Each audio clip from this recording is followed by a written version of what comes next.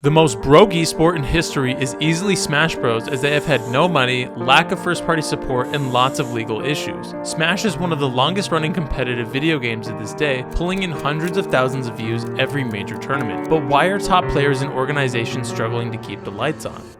This video is sponsored by FlexiSpot. They sent me their Pro Bamboo 3 stages dual motor electric standing desk, and I love this thing compared to my old one. You can adjust the height of your desk at ease with this beautiful keypad going as high as 50 inches. I'm 6'2" and love standing at this thing so I can get in my standing for the day, so I'm not slumped over sitting all day editing. I love this desk, it does everything, and more importantly, they're unlike Nintendo and want to sponsor Smashers. So please do me a huge favor, if you need any desk, office chair, or monitor mounts, please go check the description below and use my link. It'll help me out and you guys get a dope product in return.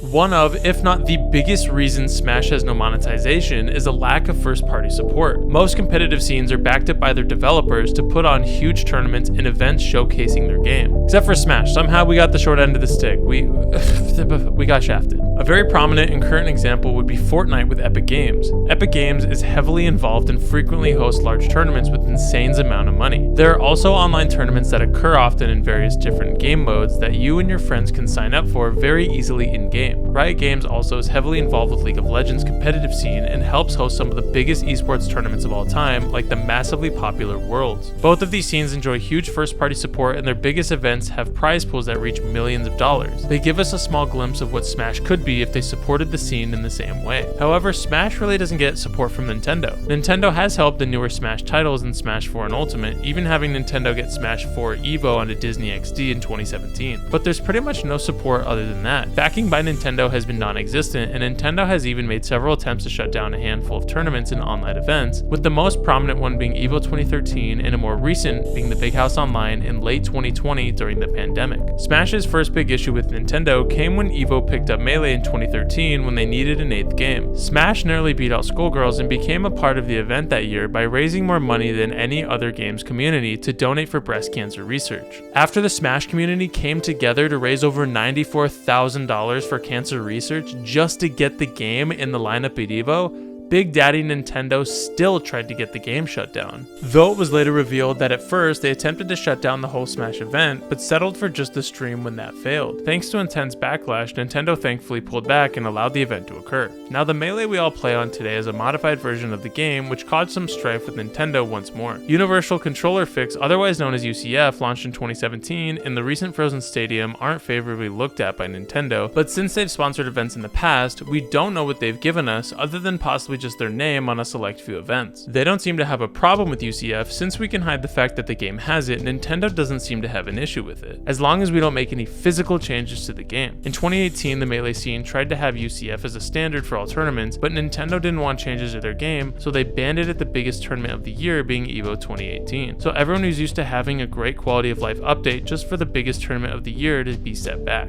In 2020, Smash Ultimate was being featured in Evo Japan. The winner of the tournament got this sick-ass, bomb-ass controller. Wow, how neat. Thanks Nintendo for giving first place a controller when other games winners walked away with several thousands of dollars. Smash could be so big if Nintendo helped the scene at all, as fans were outraged that the winner only got a controller in comparison to other winners of the event. Tensions between the Smash community and Nintendo rose once again with the rise of Slippy during COVID. Online tournaments became the new standard, and to this day are still very popular with tournaments such as Coinbox. When the time came for the Big House's annual tournament, the event was going to be taking place online. Shortly before the Big House Online event began, the tournament received a cease and desist from Nintendo and sparked the hashtag Free Melee movement. During the Slippy era, Nintendo would show up a few times to stop some events due to Slippy. One of the most critical blows to competitive Smash in recent times was the cancellation of the Smash World Tour. The Smash scene erupted in outrage against both Panda Global and Nintendo, with Panda-sponsored players even leaving the organization and leading to the loss of both the Smash World Tour and Panda, who had previously been an enormous boon for the scene. Ludwig thankfully saved the scene with a scuffed World Tour. The cancellation of the Smash World Tour had dire consequences, as VGBC, one of, if not the biggest Smash-focused streams, was struck with heavily losses and forced major events in Glitch, Duel of Fates, and Double Down 2023 to be cancelled. Various players were in need of sponsors after severing ties with Panda, but some had no luck. As of the time of recording this video, Cody Schwab, arguably the best player in the world, is still looking for a new sponsor. When events on the scale of Smash World Tour are liable to be cancelled, the already unsure sponsors are now even more wary wary of investing in Smash. To make matters worse, on top of losing the Smash World Tour, Smash would lose Beyond the Summit along with their tournament series, Smash Summit. Summit was incredible for Smash players for numerous reasons. Smash Summit had very large prize pools, with many of the tournaments having the biggest in Smash history. Summit also garnered a lot of attention during the drive to get in and during the tournament itself. Players would gain a large deal of attention campaigning and competing at Summit. This exposure was immensely helpful for newer players to establish and grow their streams in hopes of obtaining a sponsor. Summit also had numerous side events with admittedly small prize pools, though any little bit helped. The loss of Summit scarred the Smash community. It's not all bad, however, as Hungrybox's Coinbox tournament have been incredible to the Smash scene, with altering weekly events for both Melee and Ultimate. They're free to enter, so you have nothing to lose and everything to gain. Mango and Cloud9 even had a similar tournament last year known as Mango Nation Tour, sponsored by Blockchain, where every player who entered got a guaranteed $75 in Bitcoin. While Smash has struggled and been hit with heavy blows recently, sponsors are slowly getting involved into Smash again. Nintendo's looming shadow over the Smash scene has killed hacked versions of Smash games, with the most prominent one being Project M. Project M is a hack of Brawl that introduces new characters, mechanics, stages, and various other additions in order to make Brawl more like a proper successor to Melee. When Nintendo started quote-unquote sponsoring Smash tournaments, PM wasn't allowed to be run at those events. The PM scene and the team weren't really allowed to thrive, and PM later disbanded as it didn't want to get into a legal battle with Nintendo. Without proper support from Nintendo, and by extension sponsors, running tournaments is a risky endeavor. TOs have to rely on a high number of entrants to cover the venue fees for their events, and a failure to hit a certain number of entrants can be catastrophic. The worst case was seen in 2017, where the TO of Tipped Off had to sell his house to cover the tournament expenses after a low amount of entrants. Since the prize pools in Smash aren't as impressive as other esports out there, many players turn to streaming. This leaves many players unable to attend their local scenes as their primary income becomes their stream. It's a smarter move to grow their streams and in order to have a more secure future. Better streams and a larger social media following also help players with sponsors either getting picked up by a bigger team or being offered a bigger contract. Even being the #1 player isn't sustainable through prize pools alone. Cody Schwab has been struggling without a sponsor in recent times, even though he regularly places highly and has even won a fair amount of majors since becoming a free agent. Other positions in the scene aren't any better either, as TOs and commentators also can't sustain themselves and rely on streams and donations, and usually get sub goals to attend tournaments, as they'll lose revenue that would have otherwise been guaranteed through streaming. A big name is TK Breezy, as he was also on Panda but left during the drama at the end of 2022 and has been venturing into other games just to get by. Many events are only able to happen because of volunteers. Volunteers are honestly why Smash has survived for so long. They make tournaments as small as locals to even the biggest super majors possible. Volunteers are the lifeblood of Smash, and unless Nintendo does a 180 and become our new source of tournaments with their own staff, volunteers will be our goats. So Smash is put into a difficult position where it becomes hard to flourish due to Nintendo and their overbearing "we can shut you down at any time." Nintendo is obviously within their full rights to do whatever they want to do, but like, come on, we literally just want to play your game. It's one thing to give us support and backing, but Nintendo has only hindered the competitive scene.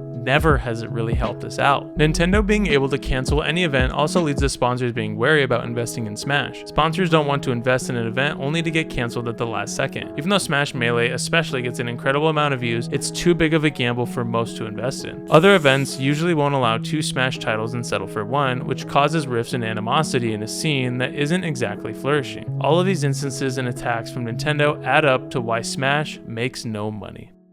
How do you think Smash could make more money and allow for organizers, TOs, and players to do this full time? Let me know down in the comments below, and don't forget to check out the Patreon. Thank you so much for watching.